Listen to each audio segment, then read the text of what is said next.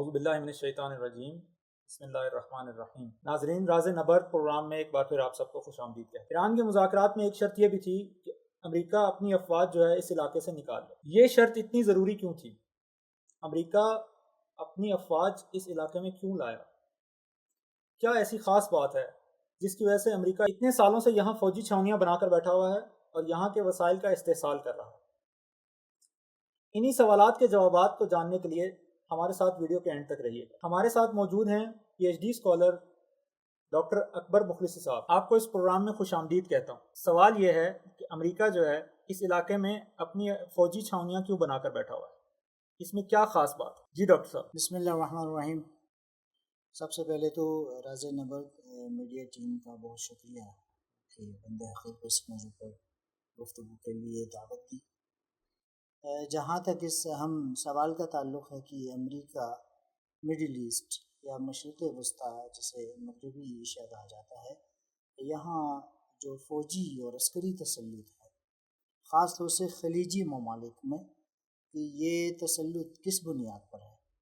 تو یہ کامن سی بات ہے کہ امریکہ 7 سمندر پار اس خطے کے اندر جو آیا ہے یہ یہاں کے وسائل پر قبضہ جمانے کے لیے ہے۔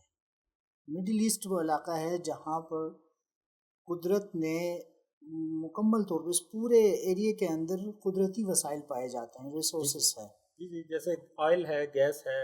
جی، اور امریکہ اب تک جو امریکی پوری ہسٹری رہی ہے، خود امریکہ کے قیام سے لے کر اب تک آپ اس کا تاریخی پس منظر دیکھیں تو یہ ملک ٹوٹلی جنگوں پہ ہی اپنا گزارا چلاتا آیا ہے۔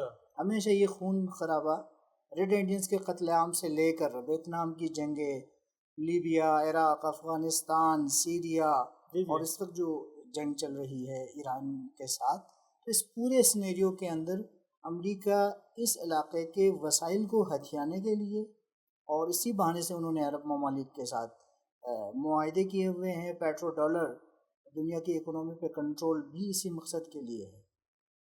جی، جیسے مثلا ابھی جو افغانستان پہ حملہ کیا تھا انہوں نے، وہ افغانستان کی معدنیات حاصل کرنے کے لیے، یا عراق پہ عراق کا آئل حاصل کرنے کے لیے جو حملہ کیا تھا، اسی طرح آپ کہنا چاہ رہے ہیں کہ یہاں مڈل ایسٹ میں بھی جو ہے؟ جی، مڈل ایسٹ میں یہاں کے وسائل پر قبضہ جمانے اور یہاں سے پوری دنیا کو کنٹرول کرنے کے لیے امریکہ کی جو جنگی پالیسی ہے، اور اس کے اندر ایک اہم فیکٹر یہ بھی ہے کہ اگر بات صرف اس خطے کے وسائل کا استحصال ہے تو اس کے کئی ماڈلز ہو سکتے ہیں۔ جی، چائنا کی طرز کا ایک ماڈل بھی ہے جہاں پہ اکنومی کو کے اوپر کنٹرول حاصل کیا جائے، ان کے ساتھ معاشی تعلقات اس طرح کے قائم کیے جائیں کہ وہ امریکی جو معاشی نظام ہے اس کے تسلط میں یہ ممالک آ جائیں۔ لیکن امریکہ بجائے اس کے کہ ان ممالک کے ساتھ دوستانہ بنیادوں پر یا برابری کی سطح پر معاشی معاہدوں کے ذریعے یہاں کے وسائل کا استحصال کرے، یہ ہمیشہ جنگوں کے اوپر، خون خرابے کے اوپر، نسل کشی اور عام افراد کی، سویلینز کی، عام عوام کی جو نسل کشی ہے، ان کا قتل عام ہے، اس کے اوپر فوکس کرتا ہے، ارتکاز رکھتا ہے۔ اس کی بنیادی وجہ یہ ہے کہ امریکہ کی، یا اس سے پہلے آپ یورپی ممالک کو بھی دیکھ لیں، تو ان میں جو ایلیٹ کلاس ہے، جو اشرافیہ ہے وہاں کی، جو قابض اوپر بیٹھے ہیں، وہ سرمایہ دارانہ نظام ہے، اور یہ سرمایہ دارانہ نظام اس کی کوکھ سے جنم لینے والی، چاہے وہ ڈیموکریسی ہو، چاہے ان کا فوجی نظام ہو، یہ ہمیشہ وسائل کے استحصال کے لیے جنگی پیٹرن کو، وار پیٹرن کو اس لیے لے کے چلتا ہے چونکہ اس کے اندر ان کا بزنس ہے، انویسٹمنٹ ہے۔ وہ اس اعتبار سے قوموں کا استحصال کرتے ہیں، اور مڈل ایسٹ کے اندر بھی انہی اہداف کے طور پہ وہ آیا ہے۔ اب یہاں پہ ایک سوال اٹھتا ہے کہ ابھی امریکہ جن ممالک میں فوجی چھاونیاں بنا کر بیٹھا ہوا ہے، جیسے کہ امارات ہے، سعودی عربیہ ہے، قطر ہے، بحرین ہے، تو ان ممالک کے ساتھ تو اس نے جنگ نہیں کی، تو پھر وہ مڈل ایسٹ کے لیے خطرہ کیسے ہے؟ کیونکہ صرف ایران کے ساتھ دشمنی ہے نا، تو آیا ایران یہ بات اپنے بہاف پہ کر رہا ہے کہ کیونکہ میرے ساتھ دشمنی ہے لہٰذا وہ مڈل ایسٹ کے لیے دشمن ہے، یا مڈل ایسٹ کے لیے خطرہ ہے، یا یہ کہ واقعاً اس کی کوئی دلیل ایسی ہے، کوئی وجہ ہے جس کے لیے وہ مڈل ایسٹ کے لیے خطرہ بن سکتا ہے؟ دیکھیں، امریکہ جو ان ممالک کے اندر ان کی جو ملٹری انسٹالیشنز ہیں، اسی طرح اگر آپ اس کو جیو اسٹریٹجک اینگل سے دیکھیں تو ان بنیادی طور پر اس علاقے کے وسائل پر قبضہ جمانے کے لیے اور اپنے قبضے کو دوام بخشنے کے لیے ہی آیا ہے. جی جی اس میں دو رائے نہیں ہے. جی جی اب چونکہ ان ممالک کو انہوں نے ایک تو ڈریم دیا ہوا ہے، خواب دیا ہے سیکیورٹی بیلٹ کا، جی پروٹیکشن کا، جی اور اسی لیے اپنی انسٹالیشنز وہاں پہ قائم کی.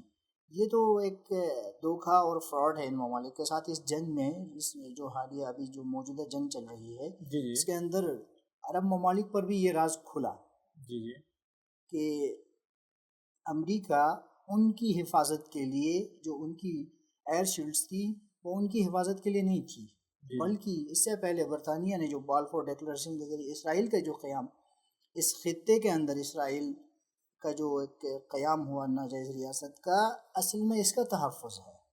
جی امریکہ چاہتا ہے کہ اس خطے کے وسائل کے اوپر قبضہ جمانے کے لیے، اور خاص طور سے جو گلف کنٹریز ہیں، خلیجی ممالک کو ایک خوف کی حالت میں رکھنے کے لیے خطے کے اندر ایک تھانے دار، ایک چوکیدار اس نے اسرائیل کے نام سے رکھا بنا ہوا کے ہے. رکھا ہوا ہے. اور ہمیشہ یہ اس سے ایران کے خلاف عربوں کو ڈرانا تو یہ پروپیگنڈا وار کا حصہ ہے. جی یہ کوئی ریئلٹی، جو گراؤنڈ ریئلٹی ہے وہ اس کے بالکل برعکس ہے. جی بہت خوب ڈاکٹر صاحب. اچھا ابھی اس سے ہم اگلے اسٹیپ میں آتے ہیں، اگلے مرحلے میں، کہ یہ جو جنگ ابھی ہوئی ہے کچھ عرصہ پہلے، جو ایران کی یہ 40-45 روزہ جنگ گزری ہے ابھی قریب ہی، یہ جنگ کس حد تک تاثیر رکھتی ہے امریکہ کو اس علاقے سے باہر نکالنے میں؟ یعنی اس جنگ کے بعد جو ہے وہ حالات یقیناً تبدیل ہو گئے ہیں، خود امریکہ کے لیے بھی اور ایران کے لیے بھی، تو کس حد تک تاثیر رکھتی ہے یہ؟ جی اس میں کوئی شک نہیں ہے کہ یہ جو موجودہ جنگ ہے، جو کچھ دنوں سے اس کا سیز فائر چلا آ رہا ہے، لیکن حقیقت میں ڈپلومیسی کے میدان میں جنگ چل رہی ہے. بنیادی طور پر اس جنگ میں ایران نے جو اپنے اہداف تھے وہ تقریباً حاصل کر لیے. عالمی انٹرنیشنل میڈیا بھی اعتراف کر رہا ہے کہ اس جنگ میں امریکہ کو شکست ہوئی ہے. سب سے جو بنیادی نقطہ اس پورے جنگی سینیریو کے اندر وہ یہ ہے کہ امریکہ کو بری طرح جو امریکی عسکری بالادستی کا جو خواب تھا، ڈراؤنا جو افسانہ تھا، یعنی انہوں نے وہ جو ایک ببل بنایا ہوا تھا، جو اس غبارے سے ہوا نکال کے جی جی ہوا نکال دی. اور جو خلیجی ممالک امریکہ کو کی طرف امید بھری نگاہوں سے دیکھ رہے تھے کہ وہ ہمیں بچائیں گے، حقیقت میں ان پر بھی یہ راز کھلا کہ ان کو جو ایئر شیلڈز دی گئی تھی، جو پروٹیکشن بظاہر عسکری دیا گیا تھا، وہ ایران کے خلاف جو خوف تھا وہ پروپیگنڈا تھا. حقیقت میں یہ اسرائیل کی ہی ایک لانچنگ پیڈ کے طور پہ یہ ممالک، خاص طور سے یو اے ای کو آپ دیکھ لیں. ویسے بھی ہم نے دیکھا کہ جو ایران نے خلیجی ممالک میں بھی امریکی چھاؤنیوں پہ حملے کیے وہ کامیاب رہے کافی حد تک، اور خود امریکہ یعنی اپنی حفاظت میں بھی ناکام رہا وہاں پہ. تو یہ ان خلیجی ممالک پہ بھی صاف واضح ہوتا ہے کہ امریکہ جہاں پہ اپنی حفاظت نہیں کر سکتا وہ آپ کے ملک سے کیسے حفاظت کرے گا. اس جنگ سے ایک تو خلیجی ممالک کو بھی یہ پیغام گیا کہ انہیں سیکیورٹی کوئی ایسی چیز نہیں ہے جو بھیک مانگ کر لائی جائے یا خریدی جائے. بالکل سیکیورٹی خود اس قوم کو خود مختاری اور استقلال کی طرف جا کے خود حاصل کرنی ہوتی ہے، جیسے ایران کر رہا ہے. بالکل ایسے ہے.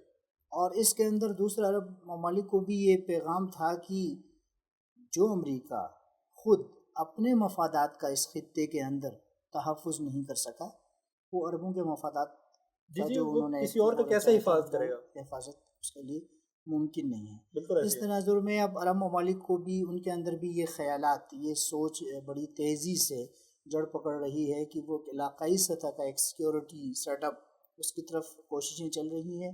اور اس زمین میں ابھی جو جنگی سینیریو ہے اس کے اندر خاص طور سے قطر اور سعودی عربیہ کو ایران نے نسبتاً سپیس دی ہے. جی جی. اور یہ اس طرح کا ایک اقدام ہے ایران کا عملی طور پر. آفیشلی بھی ایران ان ممالک کو یہ پیغام دے چکا ہے کہ ایک ریجنل کوآرڈینیشن ایسی ہو کہ امریکہ کو دھیرے دھیرے یہاں سے نکالا جا سکے. اس کے لیے ایک انیشل سٹیپس انہوں نے عسکری سطح پر لیے ہیں. یعنی ایران یہ چاہ رہا ہے کہ جو یہاں کے ممالک ہیں، جو اس علاقے میں موجود ملک ہیں، وہ آپس میں ایک اتحاد ایسا بنائیں کہ دوسرا ملک جو ہے وہ باہر سے آ کے یہاں پہ یعنی اس کو ضرورت نہ پڑے کہ یہاں پہ سیکیورٹی قائم کرے، بلکہ یہ ممالک خود مختار ہوں اس معاملے میں اور خود اپنی حفاظت خود کر سکیں.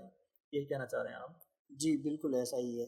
لیکن اس جنگ سے پہلے خود خلیجی ممالک کے لیے بھی یہ اصلاً ان کے تصور میں بھی نہیں تھا کہ جو ایران کا ایک جو خیال تھا ان ممالک کو، ایک پیغام بھی تھا کہ جب تک یہاں خطے سے امریکہ پورے بستر کھول کر کے چلا نہیں جاتا تب تک یہ پورا خطہ ڈسٹرب رہے گا، چونکہ اسرائیل کا قیام ہے. تو اس کے لیے پہلے مرحلے میں لیکن انہوں نے ایران کے اس پیغام کو سیریس نہیں لیا، اس کی اپنی وجوہات سنجیدگی کا مظاہرہ نہیں کیا.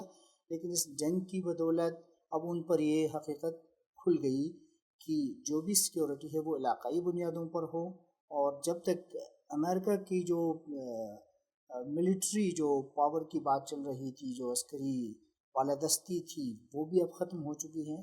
تو یہ ممالک ان کو بھی دھیرے دھیرے سمجھ میں آ رہی ہے کہ ایک سیکیورٹی کا علاقائی پلان ہی اس وقت خطے کا واحد حل ہے، اور امریکی مفادات کو یہاں سے جو ذکر پہنچی ہے اس جنگ کے نتیجے میں، اس کے لیے عرب جو ہے نا وہ خاص طور سے اس میں ذکر کرتا چلوں پاکستان اور ترکیہ کا بھی یہ بات عرب ممالک کو، خلیجی ممالک کو سمجھانے میں انتہائی ڈپلومیٹک اور سفارتی رول ہے. جی ڈاکٹر صاحب بہت خوب.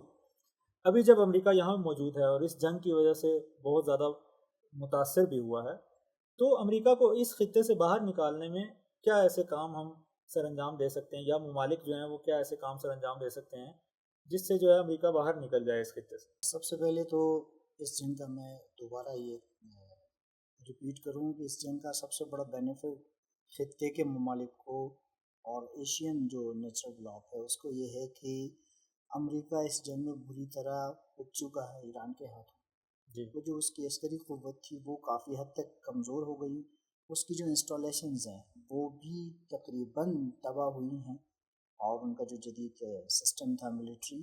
تو اس سے مسلم ممالک خاص طور سے خلیجی جو خطے کے ممالک ہے ان کو یہ پیغام جاتا ہے کہ امریکہ عسکری لحاظ سے تو کمزور ہوا ہے خطے کے اندر.